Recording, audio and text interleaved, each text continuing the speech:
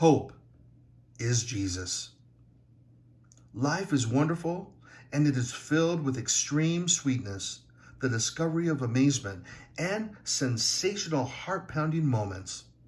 For some, those wonders occur at a frequent pace and continue moment after moment for years upon years. And for others, those same wonders may only appear occasionally and periodically. Nevertheless, they do appear, and some lives appreciate these blessings. Otherwise, opposing events to the sweet, almost like a salty layer across a bed of dark chocolate, spread across the landscape of each one's journey, mark difficult obstacles. Difficulties can take many forms, and they represent a common theme: attempt to cause disruption of the goodness within life. The fiercest calamity is no match for Jesus, never has, and never will. Yet sometimes we make our vacation plans right in the middle of our troubles and pitch our tents within arm's reach of its campfire glow. We entertain the thought of its power by fueling it with our best serving of fear. We focus every ounce of strength on it too. I know, because I've been there. Like Peter, who once walked on the surface of the water but began to sink beneath it because he put his eyes on it instead, we have a choice. Should we choose to recall over and over the fact that our feet are not designed to walk on the surface of the water here in our world, restricted by the laws of physics? That perhaps is simply impossible to rise over in the depths of overwhelming situations, and the only logical outcome is our demise by sinking below.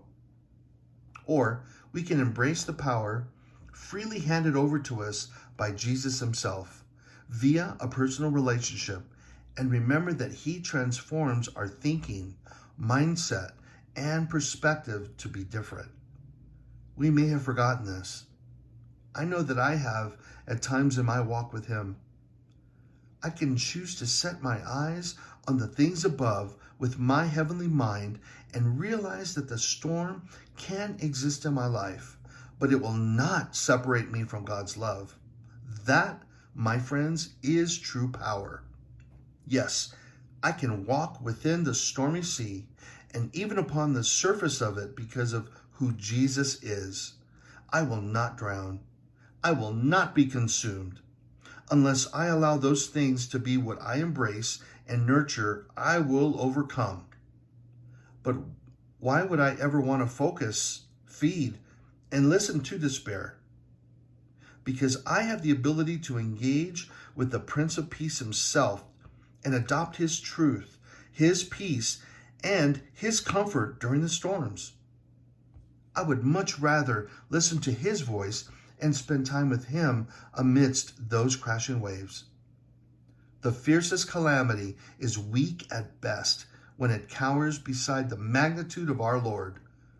So don't convince yourself in rendering first aid to it. Don't apply any of your concern towards it or put your focus on it. No, let calamity in your life become overshadowed by the grace of Jesus, who gives you the power to be more than conquerors. Go ahead and be what he intends you to be. You are now his, and find rest in his arms of mighty love. If you don't know Jesus, introduce yourself to him. He is waiting. He loves you, and he wants to be your source of hope and so much more. And you, my friend, will never be the same. And just like that, the dazzling and wonderful entrance of the Hope Parade has fulfilled its purpose. I pray for your heart to flutter with encouragement and for your days to feel the warm comfort of glorious expectations. You are going to be more than just all right. You can expect a peace that surpasses understanding to replace diabolical fear. At last, you can easily exhale and shake the dust of adversity from your feet. Now you can face your next chapter with confidence, with assurance. Perhaps boldly go where you never have been before. What a great concept, right? So I charge you with this decision. Embrace hope.